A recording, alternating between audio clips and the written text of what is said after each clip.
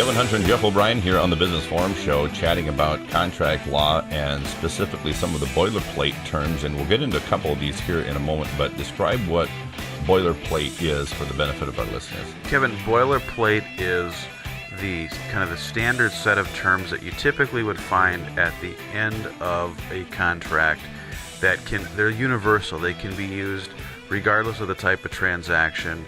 And they cover little things that you want to keep little things so they don't become big things in the event of a dispute. Mm-hmm. And so it's kind of those, those one thing in the lawyer's toolbox that we pick out and pop into the contract to kind of button things up at the end of the contract. Okay, so let's get into some of these terms. The two we're going to talk about here in the show will be choice of law and then also modifications and modification clause. Choice of law is a really interesting thing to me in that, I think a lot of people assume that if you're contracting in the state of Minnesota, you're dealing with Minnesota law, but that's not necessarily the case, is it? No, it's not. It's not. And as transactions become, national and international in scope, mm-hmm. The choice of law clause in a contract is becoming more and more important. And if I can just recite the one little sentence as what choice of law says, you usually find the contract, it'll say choice of law or governing law, and in this case, this one contract I brought along here says, this agreement and performance hereunder shall be governed by the laws of the state of Minnesota. So just like you said, pretty straightforward. It's governed by Minnesota law, mm-hmm. right? But that's not always the case. And I'll give you an example. I was working on it with a client right now doing a real estate transaction where they're doing a 1031 tax-deferred exchange. Mm-hmm. Working with a friend of mine, also an attorney who handles the exchange part, and he sent me over the documents, and it talked about choice of law being California. And I called him up, and I said, what's with the choice of law in California? What's with using the bank in California?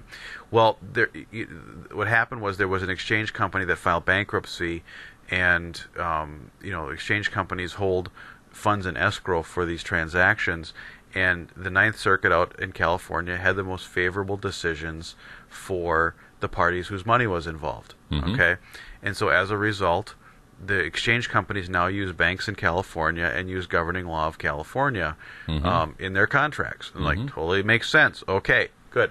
So you have to, a lot of big companies will maybe use Delaware law. And we've talked before on the show about Delaware law and the advantages of it with this court of chancery and this large body of business law that this special court has decided.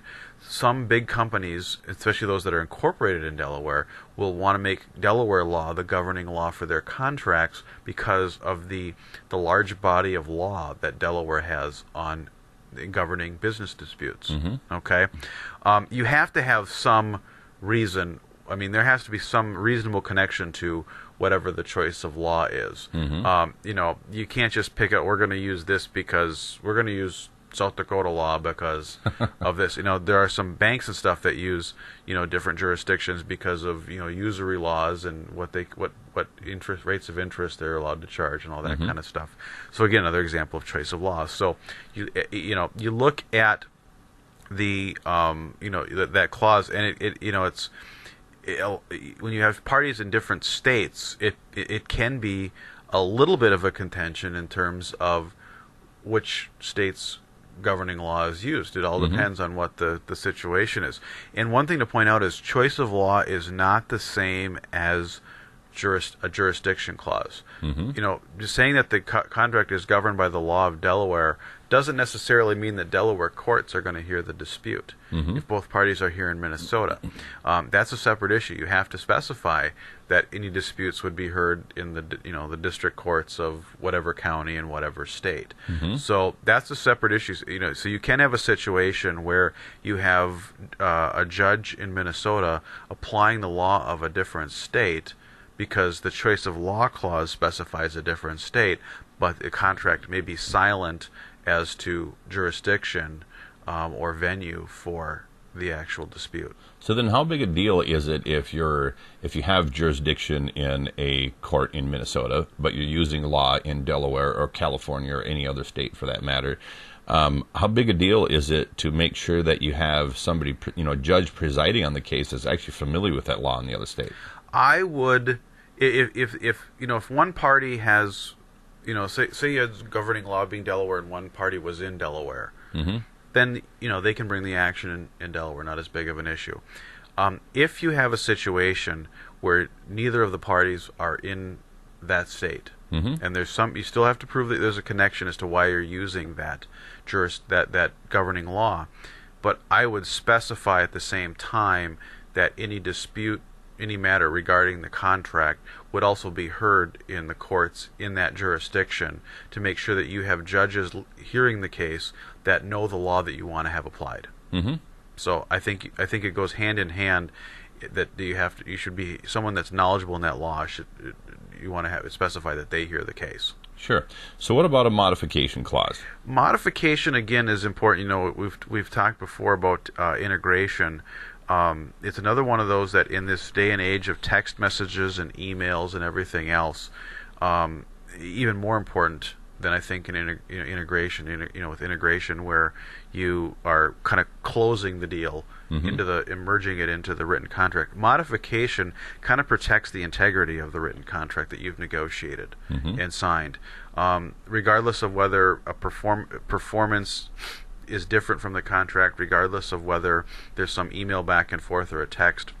Modification says that it can't be altered except by writing by the parties. And the modification clause I have in my contract here, this agreement may not be modified, altered, or amended except by written instrument duly executed by both parties. Mm-hmm. Meaning both parties have to sign it, and it has to be in writing to be a valid modification. Otherwise, the contract is as it is on the day that the party signed it.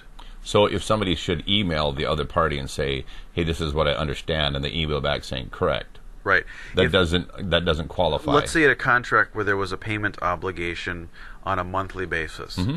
and someone said, I'm a little tight this month, can I just pay this? And someone says, sure, make it up next month or whatever, something Mm-hmm. like that. That doesn't necessarily, that doesn't mean you've now changed the payment schedule Mm-hmm. in the contract because it wasn't a writing signed by the parties. Exactly. Kevin Hunter and Jeff O'Brien here on the Business Forum Show chatting about boilerplate terms that you'll find in your contracts, and specifically today, choice of law and modifications. Jeff, you always make the comment about don't go DIY on this because it'll be SOL. That's right. Get an attorney involved in your contract situation. Make sure you have the proper terms in your boilerplate in your contract. Kevin Hunter here on the Business Forum Show. Thanks for listening.